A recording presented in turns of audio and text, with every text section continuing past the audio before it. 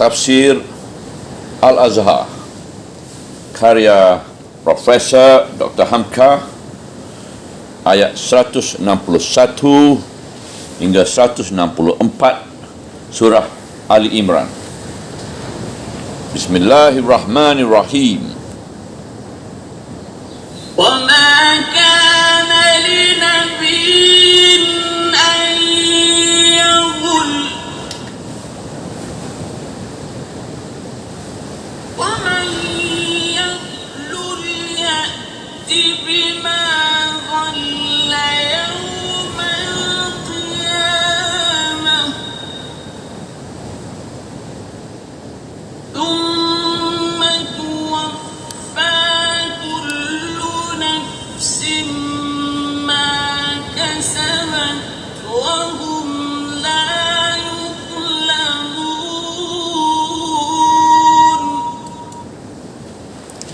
Ayat 161. Tidaklah ada seorang Nabi pun berlaku curang. Dan barang siapa yang berlaku curang, maka akan datanglah dia dengan barang yang dia curangi itu pada hari kiamat.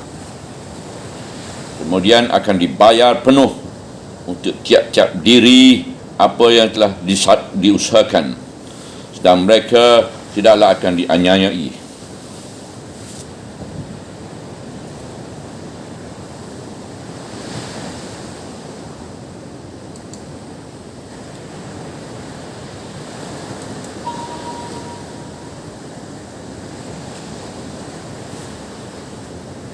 أَفَمَنِ اتَّبَعَ رِضْوَانَ اللَّهِ كَمَن بَاءَ بِسَخَطٍ مِّنَ اللَّهِ وَمَأْوَاهُ جَهَنَّمُ وَبِئْسَ الْمَصِيرُ.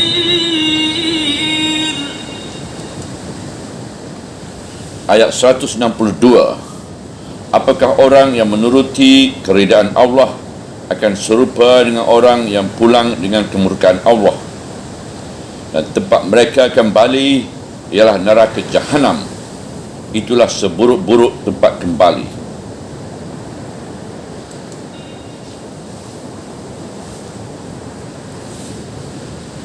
هُمْ دَرَجَاتٌ عِندَ اللَّهِ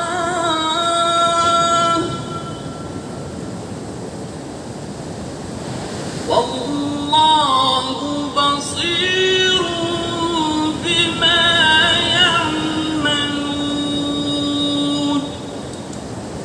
Ayat 163. Mereka itu terbagi ke dalam beberapa darajat di sisi Allah, dan Allah memandang apapun yang mereka kerjakan.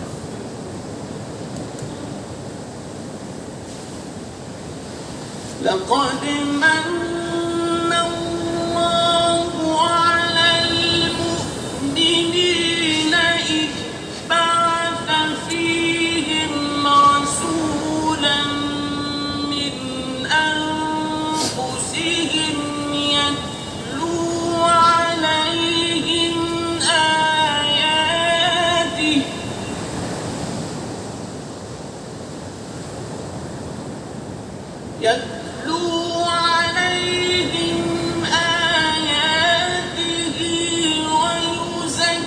ويزكيهم ويعلمهم الكتاب والحكمة وإن كانوا من قبل لفي ضلال مبين.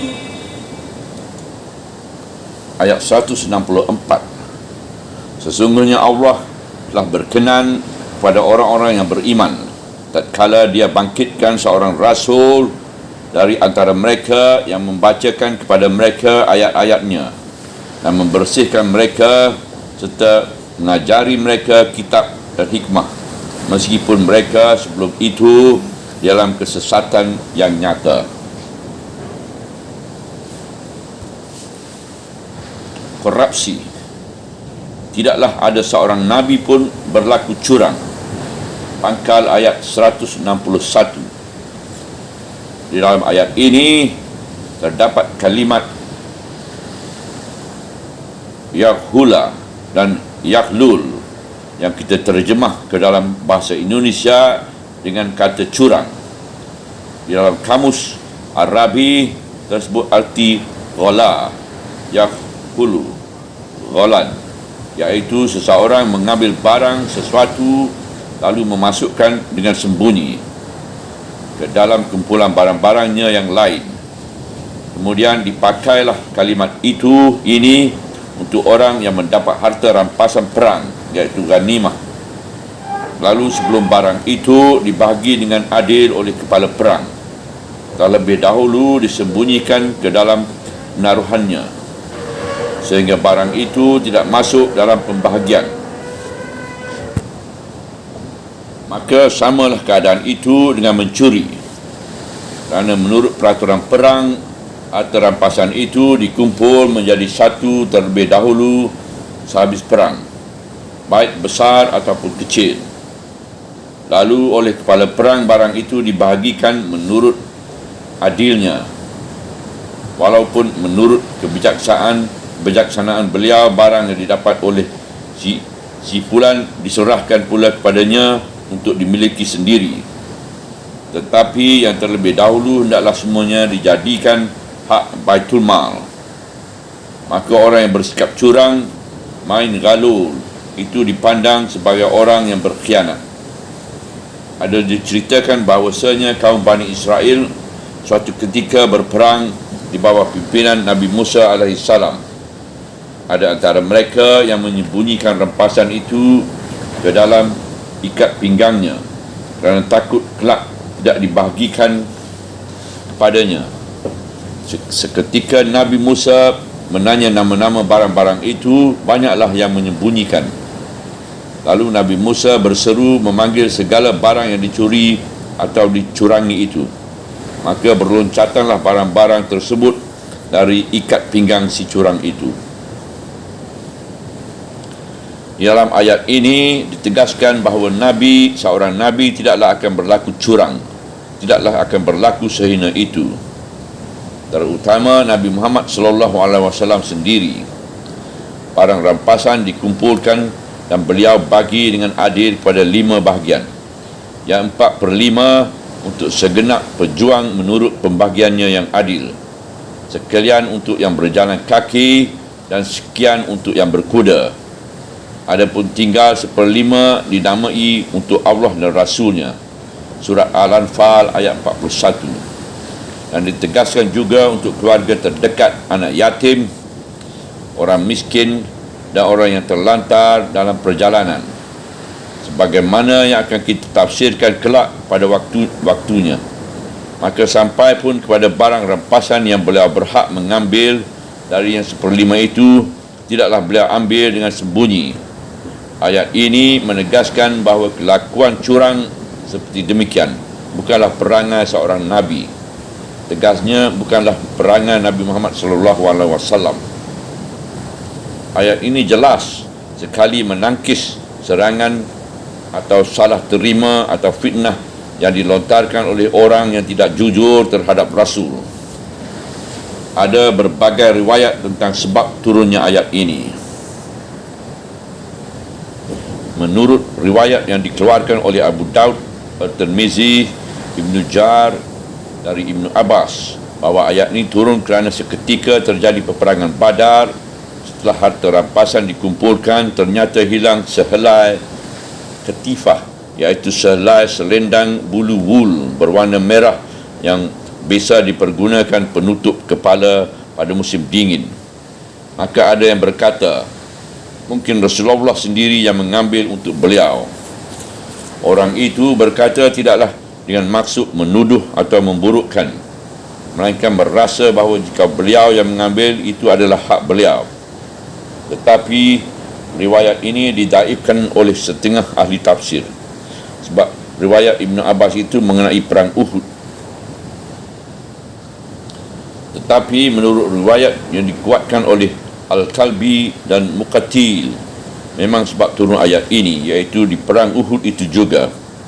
Kata riwayat itu, pemanah-pemanah yang dipandang salah kerana meninggalkan pusnya itu menyangka bahawa harta rampasan tidak akan dibagikan kepada mereka sebagaimana di Badar.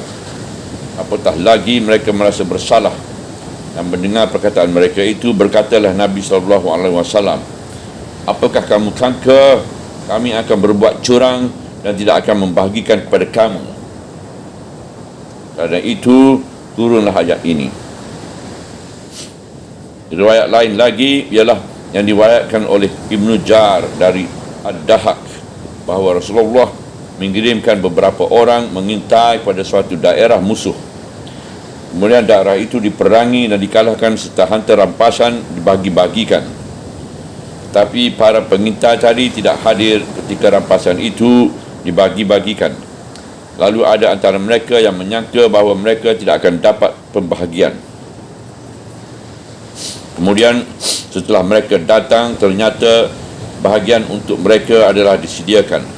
Maka turunlah ayat itu menegur prasangkaan mereka yang buruk itu dan yang menyatakan bahawa Nabi tidaklah akan berbuat curang dengan pembahagian harta rampasan, dan sekali-kali tidaklah Nabi akan menyembunyikan sesuatu untuk kepentingan diri sendiri.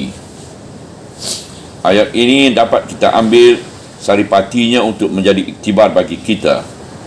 Jika kita mendapat kesempatan menduduki tempat mulia sebagai kedudukan Nabi ketika itu, yang jadi kepala perang atau kepala pemerintahan, bahawa jika ada kekayaan negara, janganlah dicurangi dan janganlah berbuat korupsi dengan harta negara.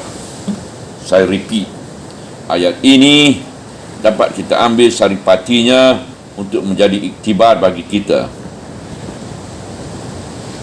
Jika kita mendapat kesempatan menduduki tempat mulia sebagai kedudukan Nabi ketika itu, yang jadi kepala perang atau kepala pemerintahan, bahawa jika ada kekayaan negara, janganlah dicurangi dan janganlah berbuat korupsi dengan harta negara.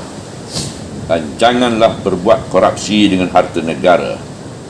Dan janganlah berbuat korupsi dengan harta negara. Dan barang siapa yang berlaku curang, maka akan datanglah dia dengan barang yang dicurangi itu pada hari kiamat. Dan barang siapa yang berlaku curang, maka akan datanglah dia dengan barang yang dicurangi itu pada hari kiamat. Dan barang siapa yang berlaku curang, maka akan datanglah dia dengan barang yang dicurangi itu pada hari kiamat. Artinya pada hari kiamat akan terbukalah rahsia itu, sebab dia akan datang sendiri membawa barang yang dicurangi itu. Dia tidak akan dapat bersembunyi lagi. Kemudian akan dibayar penuh untuk tiap-tiap diri apa yang telah diusahakan.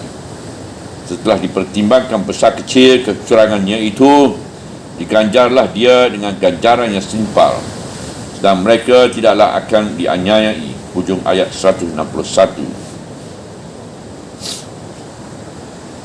Kita misalkan dengan perbuatan korupsi yang masih maharajalela dalam suatu negara, sejak dari kepala negara sampai kepada menteri-menteri dan pejabat-pejabat tinggi telah ditulari oleh kecurangan korupsi, sehingga yang berkuasa hidup mewah dan mengumpul kekayaan negara untuk diri sendiri, sedangkan rakyat banyak mati kelaparan, telah kurus kering badannya.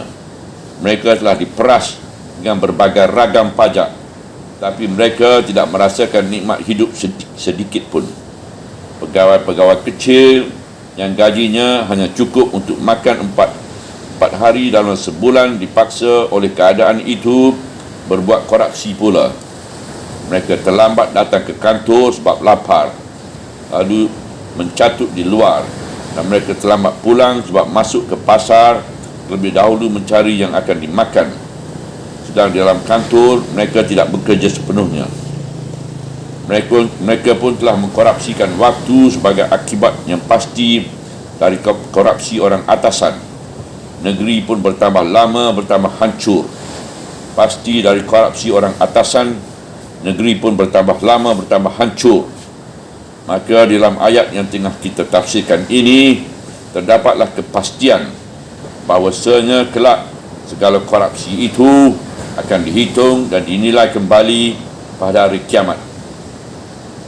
Tidak ada orang yang akan teraniaya.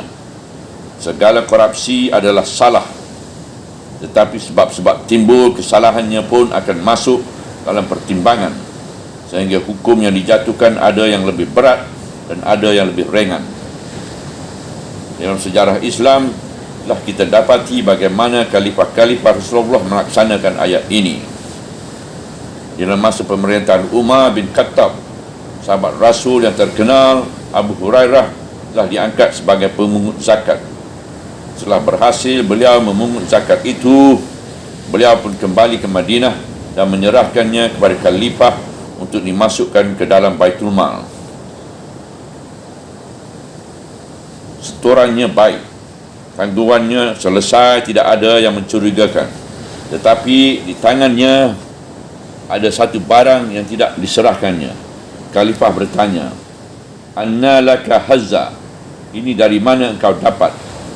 Lalu Abu Hurairah menjawab bahawa barang itu ada hadiah salah seorang pembayar zakat untuk dirinya sendiri. Dengan tegas, Khalifah memerintahkan supaya barang itu pun diserahkan, kerana kalau bukan dia diutus untuk memungut zakat, tidak adalah ada sesuatu sebab baginya menerima hadiah itu. Kemudian dari masa ke masa kalimat "anna laka haza", dari mana kau dapat itu, telah jadi kata bersayap dalam pemerintahan Islam untuk mengadakan pemeriksaan kekayaan pejabat-pejabat negara. Pada zaman pemerintahan Khalifah Umar bin Abdul Aziz yang dimasukkan oleh ahli-ahli sejarah Islam dalam golongan Khulafah Ar-Rashidin, telah terjadi pula bahawa pengasas Baitul Mal, pengawas Baitul Mal menghadiahkan sebuah kalung emas untuk puteri Khalifah kerana merasa bahawa hal ini tidak lebih dari patut, sebab Khalifah terlalu keras menjaga sehingga tidak ada pungutan kekayaan untuk diri beliau sendiri atau untuk anak-anaknya. Setelah puterinya kelihatan memakai kalung itu, kontan Khalifah bertanya, "Anna laka haza?" Dari mana kau dapat itu? Atau bagaimanakah jalannya sampai kau dapat memakainya? Puteri menjawab bahawa itu adalah hadiah yang pantas diterima. Dengan kontan pula barang itu segera beliau suruh tanggalkan, sebab barang itu adalah kepunyaan kaum muslimin, iaitu kepunyaan negara menurut istilah kita sekarang. Dan diancamnya puteri itu dengan membaca ayat ini, bahawasanya orang yang berbuat curang akan datang dengan barang yang dicurangi itu pada hari kiamat. Takutlah kau, wahai anakku yang tercinta, bahawa engkau kelak akan datang ke hadapan mahkamah Tuhan dengan barang yang kau curangi ini dan akan diselidiki dengan seksama. Langsunglah barang itu dikembalikan ke dalam Baitul Mal.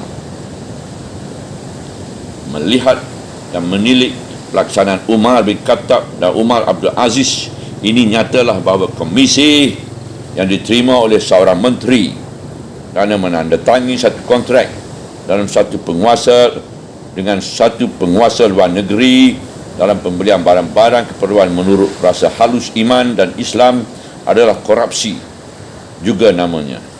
Kita katakan menurut rasa halus iman dan Islam ialah guna pada pedoman bagi pejabat-pejabat tinggi suatu negara bahawa lebih baik bersih dari kecurigaan umat. Mungkin dalam ilmu fiqh ada yang menghalalkan itu, namun rasa halus agama lebih dalam dari semata-mata fiqh. Dengan semata-mata fiqh kita dapat mencari seorang kiai untuk menjadi pokrol, tetapi rasa iman yang mendalam dalam jiwa kita sendiri akan selalu mengetuk memberi ingat kesalahan itu. Apakah orang yang menuruti keridaan Allah akan serupa dengan orang yang pulang dengan kemurkaan? Pangkal ayat 162. Apakah orang yang jujur, yang taat, menyerah kepada kepimpinan, berapa patut diberi atau dibagi harta rampasan kerana dia turut berperang semata-mata kerana mengharapkan reda Allah, akan sama dengan orang yang pulang dengan murka Tuhan kerana mencuri, kerana curang, kerana menggelapkan harta rampasan, kerana menggunting dalam lipatan, menokuk kawan seiring, telunjuk lurus kelingking berkait, menangguk di air keruh. Apakah akan sama keduanya? Nescaya tidak sama. Sebab orang yang berjuang mengharapkan reda Allah, syurgalah tempatnya. Sedangkan si curang tersebut dan tempat kembali mereka adalah neraka Jahanam. Itulah seburuk-buruk tempat kembali. Dan tempat kembali mereka adalah neraka Jahanam. Itulah seburuk-buruk tempat kembali. Orang-orang yang curang itu laksana kanser perusak. Di dunia dia kena kutuk dari manusia, dan di akhirat neraka tempatnya. Orang-orang yang curang ini laksana kanser perusak. Di dunia dia kena kutuk dari manusia, dan di akhirat neraka tempatnya. Neraka tempatnya. Neraka tempatnya. Mereka itu terbagi ke dalam beberapa darajat di sisi Allah. Pangkal ayat 163. Iaitu mereka yang berjuang itu ada yang baik, jujur dan mulia hatinya. Berjuang kerana cita-cita, bukan kerana loba akan harta. Darjat iman mereka itu pun bertingkat-tingkat di sisi Allah. Allah yang mengetahui pertingkatan itu. Si curang tadi berdarjat bertingkat pula. Kemurkaan Tuhan yang akan mereka terima nescaya menurut berat ringan kesalahan pula. Dan Allah memandang apapun yang mereka kerjakan. Ujung ayat 163.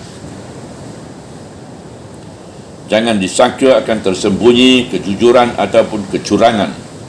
Mentang-mentang tidak kelihatan oleh orang lain. Semuanya tidak ada yang tersembunyi dari pandangan Allah. Oleh sebab itu, maka orang yang beriman sama saja baik budi dan tinggi kesopanannya, baik di tempat ramai ataupun ketika dia sendiri. Misalnya orang mukmin bangun dengan sendirinya di tengah malam, tahajud dan munajat kepada Tuhan dengan tekun dan khusyuknya. Padahal tidak ada orang yang melihat, kerana yakinnya bahawa Tuhan melihat dan memandangnya.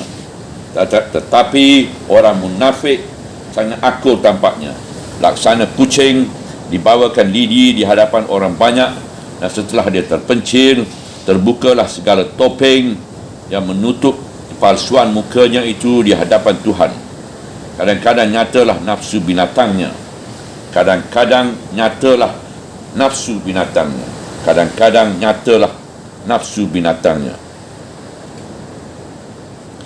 Di ayat-ayat di atas tadi telah diperlihatkan kepada kita beberapa sifat kemuliaan Nabi. Lemah lembut sifat beliau, tidak beliau kasar kepada umat, dan tidak beliau berlaku semau-mau menurut kata hatinya saja dengan tidak memperdulikan orang lain. Lagi pemaaf dan sudi memohon ampun kepada Tuhan atas kealpaan umatnya, dan suka pula mengajak mereka bermesyuarah dan memimpin dengan tawakal menuju kemenangan. Dan apabila kemenangan telah tercapai, tidak satu potong jua pun beliau mencurangi harta rampasan. Malahan beliau bagikannya dengan adil. 1/5 persediaan untuk beliau dinamai untuk beliau, padahal supaya jangan diganggu orang untuk dibagikan kepada orang-orang miskin atau lemah yang tidak sanggup berperang. Beliau sendiri menurut riwayat hidup beliau yang sahih tinggal dalam kemiskinan. Beliau sendiri menurut riwayat hidup beliau yang sahih tinggal dalam kemiskinan. Malahan menurut Aisyah, pernah sebulan lamanya dapur mereka tidak berasap, padahal sudah zaman Madinah. Ketika beliau wafat, salah satu peninggalan beliau ialah sebuah tombak, tetapi sedang tergadai di rumah seorang Yahudi. Puteri beliau yang tercinta, Fatimah, kurang faham hal ini. Beliau mendesak Khalifah Abu Bakar sesudah Nabi wafat agar membahagikan tirkah beliau. apa yang akan dibahagikan, padahal harta beliau tidak ada. Harta 1/5 yang dijadikan cadangan negara bukanlah beliau punya, tetapi negara yang punya. Malahan pernah beliau diziarahi oleh Umar waktu beliau di puncak kemenangan, sedang hidup beliau dan rupanya masih tetap seperti dahulu, miskin, tidak punya apa-apa, sehingga Umar bin Khattab menangis. Lalu beliau jawab, "Hai Umar, ini adalah nubuwah. Ini bukan Kisra seperti di Persia dan bukan Kaisar seperti di Roma." Malahan pernah isteri-isteri sendiri tidak faham.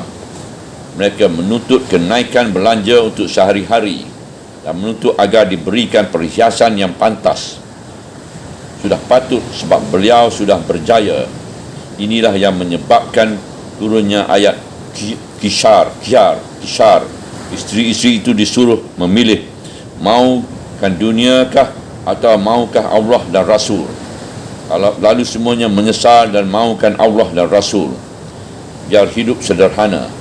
Lihat surah Al-Ahzab ayat 28 hingga 29. Inilah Nabi kita.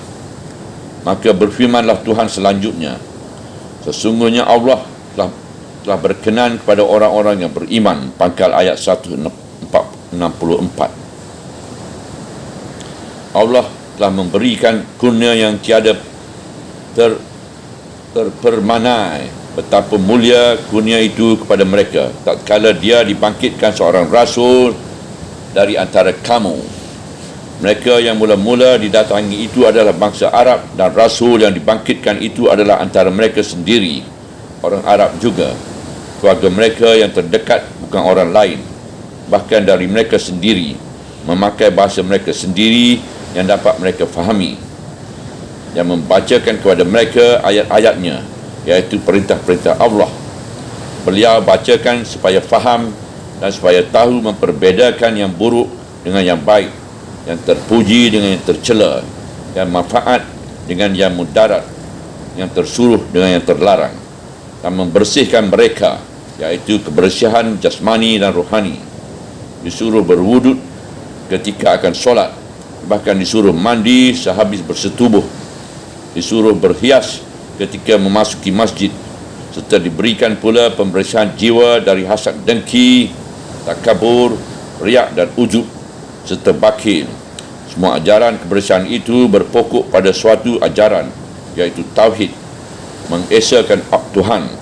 Maka bersihlah mereka dari syirik dan pengaruh yang lain, kotoran berhala dan taghut, serta mengajari mereka kitab dan hikmah. Diajarkan kepada mereka kitab, iaitu menulis dan membaca. Ayat yang mulai turun saja di Gua Hira ialah menyuruh membaca dan mempergunakan kalam pena, kerana peredaran zaman dari purbakala sampai sekarang dan sampai nanti, tulis dan baca adalah pengikat dan pencatat berbagai macam ilmu, supaya jangan tinggal bodoh dan buta huruf. Buta huruf akan mengakibatkan buta agama. Buta huruf akan mengakibatkan buta agama. Bahkan sampai satu surah dimulai dengan sumpah nun demi kalam dan apa yang mereka tuliskan, surah 68 Al-Kalam. Kemudian ialah hikmah, iaitu kesanggupan memandang jauh, menilik yang tersirat di balik yang tersurat. Dan yang jadi kepala puncak segala hikmah itu ialah takut akan Allah. Puncak segala hikmah ialah takut akan Allah. Meskipun mereka sebelum itu, iaitu sebelum Rasul itu dibangkitkan dalam kalangan mereka, di dalam kesesatan yang nyata. Ujung ayat 164. Sudah bersuluh dengan matahari, bergelanggang di mata orang banyak. Dari mereka sendiri pun sudah merasai betapa keadaan mereka sebelum Rasulullah SAW diutus, iaitu dalam perjalanan yang sesat, tidak tentu ke mana ranah tujuan hidup. Yang disembah ialah berhala, yang penting hanyalah asal mengumpul harta, walaupun dengan makan riba, berperang suku dengan suku, kabilah dengan kabilah, kerana kebanggaan dunia yang fana saja. malu kerana mendapat anak perempuan, sehingga ada yang hilang sampai hati menguburkan anak itu hidup-hidup. Itulah kesesatan mereka yang nyata pada waktu itu, sehingga zaman sebelum Islam itu dinamai zaman jahiliyah. Sekarang Nabi itu datang demikian tinggi budinya, dipuji Tuhan dan dikatakan bahawa sesungguhnya pada engkau ada budi yang amat luhur. Surah 68 Al-Qalam ayat 4. Bukankah ini satu kurnia yang melebihi segala kurnia untuk kamu, wahai umat Muhammad? Dengan bimbingan dan pimpinan utusan inilah kamu, wahai umat Muhammad, akan mencapai bahagia tertinggi di dalam alam. Sehingga dengan sebab yang demikian, kekalahan sekali di perang Uhud belumlah berapa ertinya jika dibandingkan dengan perjalanan jauh yang akan kamu tempuh lagi di bawah pimpinannya itu, sewaktu hidup dan setelah matinya pun. Subhanallah walhamdulillah wala ilaha illallah wallahu akbar wala hawla wala quwata illa billah al-aliyyil azim.